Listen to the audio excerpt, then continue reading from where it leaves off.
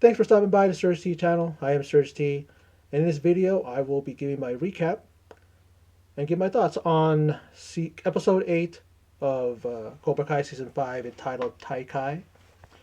That is a reference to the Sekai Taikai tournament. That's a very key focus of this episode of Cobra Kai. We saw it end with Tori finally coming clean to Sam about the fact that, and she even said to her that you didn't lose the All Valley tournament. We see the Terry Silver led Cobra Kai battling Miyagi Do, Eagle Fang for a spot at the prestigious tournament, like I mentioned, known as Sekai Taikai. It's a very good episode. I thoroughly enjoyed it. A lot of it's just amazing how you finally see these individuals, these different dojos, really having something to fight for. Now, I'm not saying that the All Valley tournament ain't nothing to sneeze at, but this is the very prestigious worldwide tournament, man. We even see Terry schmoozing them early on in the beginning, telling them that, hey, with my backing, I can take your tournament global, worldwide. Pretty much telling them, almost like he's telling them that your tournament ain't nothing right now, but with my backing, you can definitely take the world, take on the world with it. But isn't this tournament a worldwide tournament? Don't you think they're already there? But maybe he's figuring, hey, we're going to give you, worldwide coverage, state of the art cameras and lighting and all that stuff, I guess. Now Terry is, man. It's all about his money and what he can pay people and pay people off. We've seen the cases like that, right? With Stingray, right? The referees. So that right there is basically what it was all about. But I'm going to take you through it. I'm going to recap it and give my thoughts later on. But let's get into this recap. Now, the Sekai Taikai Selection Committee, okay? They're meeting with Silver at the Cobra Kai dojo. Like I said, what they did and everything, he's trying his best to pretty much try to woo them and to possibly just giving them a thing, right? Giving them a spot in the tournament because of what he can do for them, right? He can, like I said, you know, take them worldwide, state of the art cameras and and lighting and all this stuff to make your tournament pop, right? And while they're doing that, Daniel, Johnny, Amanda, and the Chosen, they intrude and they try to convince the judges to let Miyagi-Do, Eagle Fang try out for the tournament. And they do so, and we see them in this episode. They invite the committee to their individual dojos. I mean, the committee's already there at Cobra Kai, and they see what they can do. They show their techniques. They are impressed by both dojos, but the judges decide that they're gonna hold a tournament style presentation to decide which dojo will participate in the Sekai Taikai. And they each get to have one male, two fighters each, one male, one female.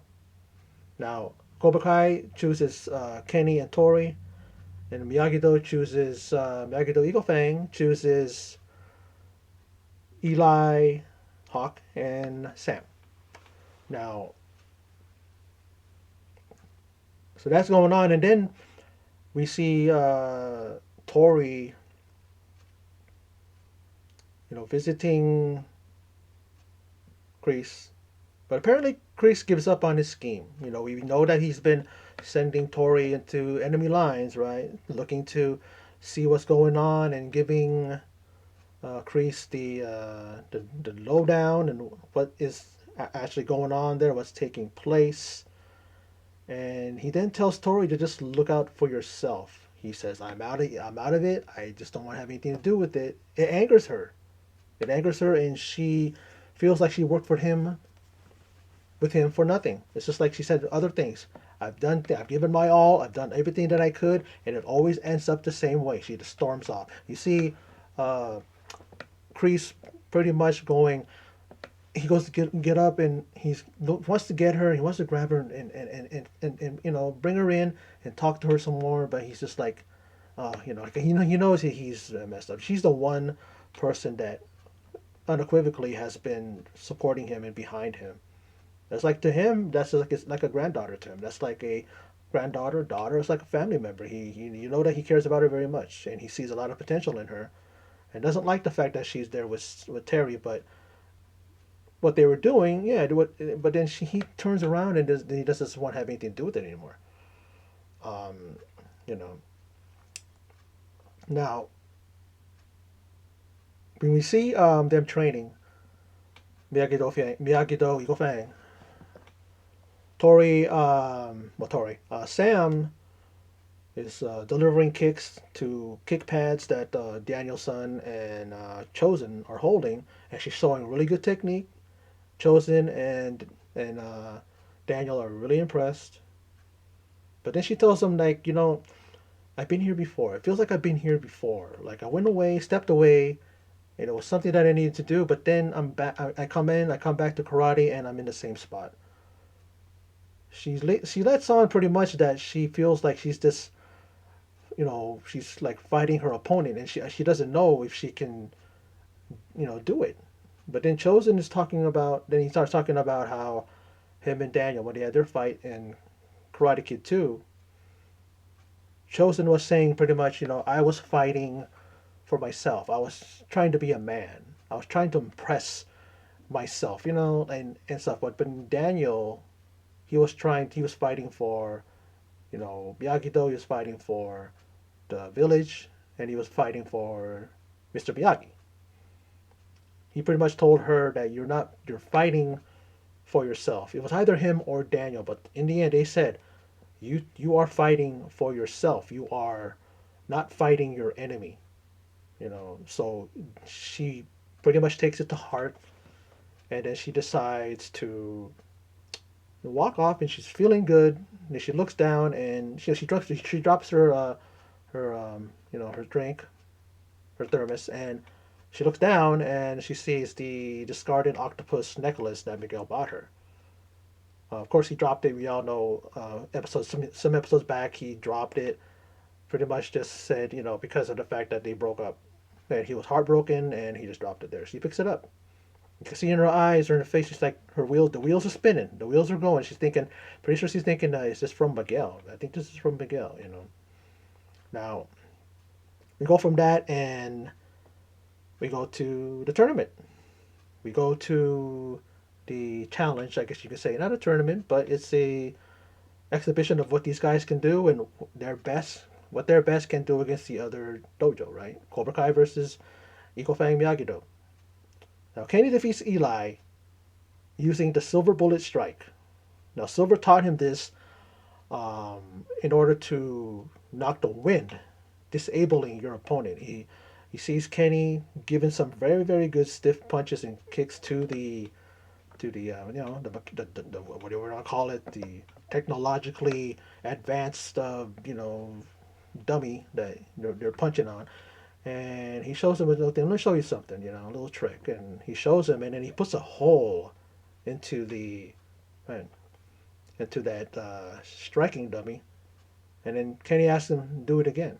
Now, in this tournament,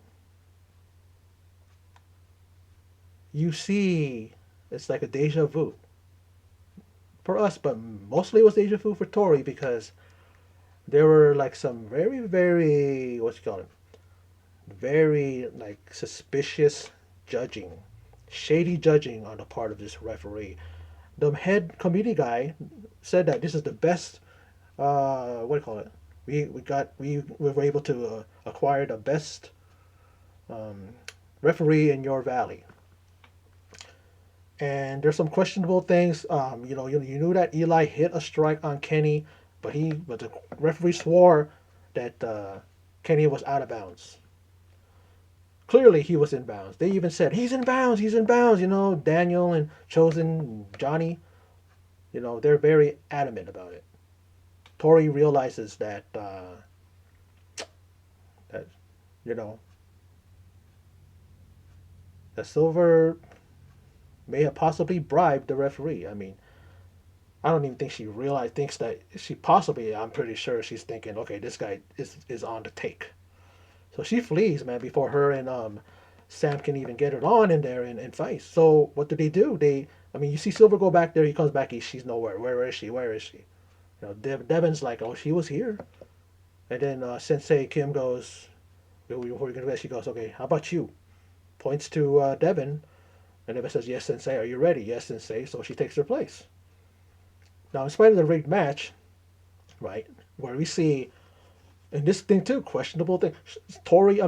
Sam hits a just a right great shot, a kick to Devin, right? And the referee says that it doesn't count. And then there's just like you were saying questionable refereeing, questionable calls. You definitely at this point, if you're not sure, you're definitely sure at this point that there's something going on. But Daniel and Chosen and Johnny don't see it. None of the students see it on Miyagi-Do Eagle Fang. They're just thinking that this referee, like especially what um, Johnny said, that this guy's a moron. He's an idiot. You know. I think even Chosen said something. He may have said he's a moron, and then I think Johnny said he was an idiot. But regardless, they're thinking that he's just a dumb referee that doesn't see nothing. Tori sees it because she's seen it before. Not that she saw it, but she heard the referee go, "Thank you," and here you, and then he gets, she sees them getting, Terry Silver paying off the referee at that All Valley tournament. Now, like I said, despite all this, right, despite the fact that they gave her a pep talk, they told Sam to just give it your all. You know how to do this. You know how to Then you've been here before. Make your shots count. And so she wins this match. She defeats Devin, and then the committee first decide, okay, Cobra Kai is in. These guys are all cocky, all over the place, running around and high fiving and all that stuff, thinking that they're the only ones that got the spot. But then the the committee guy, the head committee guy says, and Miyagi-Do, Eagle Fang, you guys got a spot too. He even said, it's funny because he even asked them, because what's your name? And he said, Miyagi-Do, and, he said, and Johnny says Eagle Fang, and he says, well, which one is it? He's like, well, we both have differing, differing disciples, disciplines, differing styles, but they mesh together. He said, that's all well and good, but you still need one name, and I will give you guys a time to decide, because what are they going to say, right? I mean, Miyagi Fang, you know, Miyagi Fang, or like Eagle Do, like, what are they going to call it, right? Now, she's gone, so upon winning the match, right, Johnny says that, hey, you guys, first Daniel goes, hey, go out and celebrate. You guys earned it. Then Johnny goes to Miguel and to Robbie, especially to Miguel. He said, your mom and I and your grandma are going to go to dinner and a late movie. So you guys have the run of the place, party on, pretty much, right? They're there and they're partying at Johnny's apartment, and you see Sam show up. Definitely see that she had an Uber driver there, and looking beautiful, all dressed out, all decked out, nice dress, looking beautiful. She's ready to see Miguel. She has the glass, the little necklace, the octopus one, a very nice looking thing. I'm sure she definitely likes it because it's like she wants to go and talk to him about it and say that I found this. She goes in there and she sees Miguel making out with a girl that came there earlier with two other girls, and they heard about the party. Like, they're wondering, Hawk's boys, Hawk's buddies going, how the hell did this party get so packed? And he goes, well, I told Moon, and then she was able to get all these people. Moon and her positivity, man. I'm sure everybody follows her wherever she goes, because she has that positivity going on. If people want to be positive, you find Moon, and she'll take you to that place because she's just all about rainbows and cupcakes and everything like that. She's so positive that it really makes you love her character. Sometimes you get sick because it's just too much stuff. That's too much sweetness. That's too much, like that. But it's like it works with her. Like it's just and good for Hawk because Hawk and her are together right now. But she sees Miguel, and Miguel probably had a few too much drinks. Maybe that caused him to let his inhibitions down. And the girl was a cute girl. They actually did lock eyes. And I'm thinking something's going to happen. Because you got to remember, these two aren't together. Miguel and Sam, they took a break. So when Sam sees them and Miguel realizes it, she bolts out of there crying. And before she could even do anything like drop the necklace or call for an Uber to bring her back home, LaRusso, she hears that behind her. She turns around, sees Tori, boom, right into the on guard position. She doesn't know what Tori's going to do, what her intentions are. And all she says to end the episode is, "You didn't lose the All Valley tournament." And you see her look on her face, Sam's face, like, what? Like, what do you mean? And that's how it ended. Tori comes clean.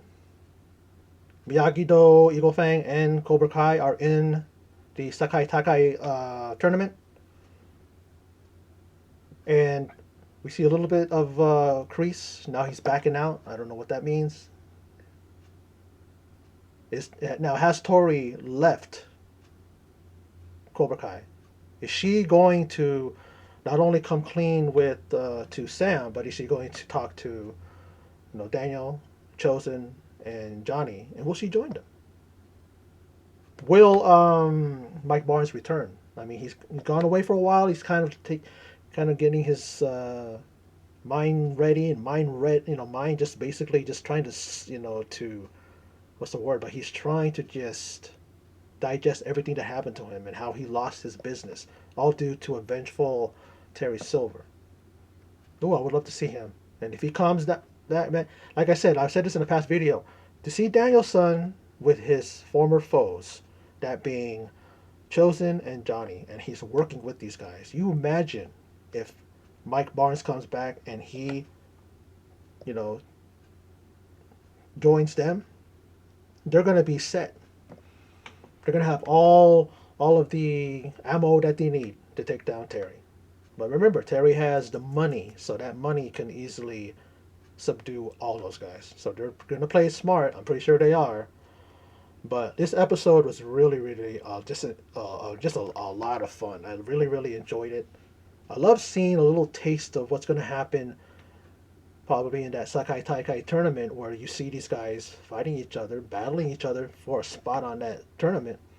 And I like the main guy, the main committee member, and he actually was reciting Rocky 4 references with Johnny, and it was hilarious. And it was so good how they were having the back and forth, you know. That one time when they had the Sam kicking the watermelons, and she kicked one so hard it went all over that dude. And he actually just took it in stride and said, "I like your guys, I like your tournament. I mean, I like your technique, I like all this stuff." And he cited a Rocky Ford quote, and I really just enjoyed his character. You could tell he really it's all about being fair. Like he wasn't leaning towards Cobra Kai, and he wasn't being like, okay, well, I like Cobra Kai and all that stuff. Because you got to remember what happened with Howard Drago.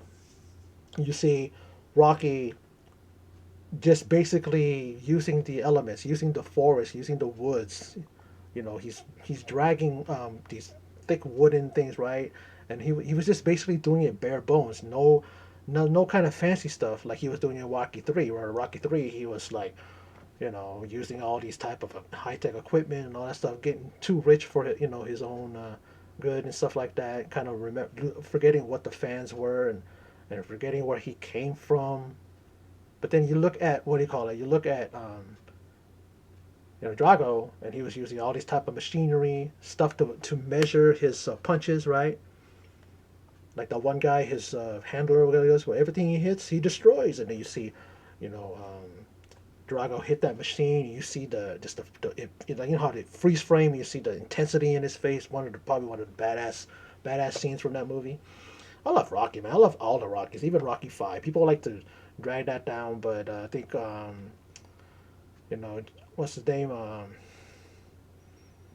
The one who was like Rocky's we call it Rocky's protege in that movie. Morrison, last name is Morrison, but God rest his soul. He died recently. But it was a very good movie. I liked it. I liked all the Rockies, man. Even the one that when he is a comeback, even the Creed films. I haven't seen Creed 2, and I know that there's a trailer out for Creed 3, and I'm gonna definitely want to watch the Creed 2 movie first before I jump into possibly doing a reaction for this channel. But like I said, he could have easily been swayed. Like all these guys are really they're all put together. They got everything going. They got this great equipment, this stuff that measures your kicking and measures your what do you call it, body makeup, whatever it was. But it's so high tech, I can't even explain it. But it was really, really a good, good episode. I enjoyed it. And just when we see, Sam and Miguel possibly getting back together, we see a little snag there. What's Miguel to do, right? What do you expect Miguel to do when he's got a little bit of in him, a little bit, maybe a few drinks in him, and then he's going to kind of let his guard down, let his vulnerability, no vulnerability. He just, will just, and the girl's cute, so I can understand, man, right? But you can see right away, it's like he totally just said, oh no, like he messed up, and he's like, oh man, I gotta go get her, I gotta stop her. He tried stopping her, she just ran off. An old penis breath was there. You could tell that he was definitely like, oh man, you fucked up, dude. And what is his name? Because all they do is call him Penis Breath, so I guess that's what I'm gonna call him, Penis Breath. I guess they even say, hey, Penis Breath, get these girls some drinks. Those same three cute girls. And I'm thinking, he's probably going, man, don't call me that, not in front of these girls, man. You know. But he's trying to get with one of these girls, and then they're going to call him Penis Breath. Like, you talk about cock blocking, you're talking about messing up his game there. But like I said, man, episode 9. Can't wait to see what that's about and see what happens in this tournament. Is it going to happen in this season, or are they going to hold that off until thing? Like they're going to go right. They're going to go to season 6, and season 6 is going to take a while to come. According to the news, they said it's going to take a while for that to come around. And also, where are they going to hold it? Are they going to hold it in Hong Kong, in China? Are they going to hold it there? Or is there some way to kind of put Jackie Chan and Jaden Smith in that? Jackie Chan, maybe he's down for it. I don't know about Jaden Smith. He's kind of like this. He's all over the place. Like when he wants to be an actor one moment, he wants to be a rock the next moment. He wants. Now I'm not talking about Dwayne Johnson. I'm talking about a literal rock. Sometimes he wants to be a singer, and sometimes he wants to be a piece of leaf on the ground. Like He's just weird. Their families, all of them, is weird. Don't get me started on Will Smith and that nonsense he did with Chris Rock. I mean that was bonkers, out of this world. I don't understand. But he's Will Smith is still credited as a thing, as a what do you call that, a executive producer. So quite possibly you might see Taraji P. Henson in this too. She plays the mom of Jaden Smith in the Karate Kid remake, reboot, whatever you want to call it. So we'll see if that's going to have a place in it. Who knows? We'll see, right? Yeah, we can only wait and see. And hopefully it don't take too long. I don't know what they mean by that. Is it going to be a year? Because Cobra Kai, the season 5 and 4 came out, in the same year. So, if I'm not mistaken.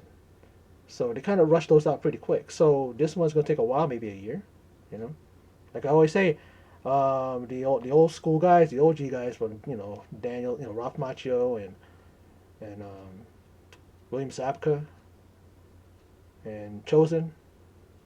Those guys, they're not getting any younger. So let's get it going. Let's film it. Cast it, film it, whatever you want to do. Get it in the can, and then ship it out and just stream it. Hopefully they do it week by week. Like they've been talking, I've been hearing rumors, I've been reading stuff that they might go to weekly programming and not just dumping it in everybody's lap all at once.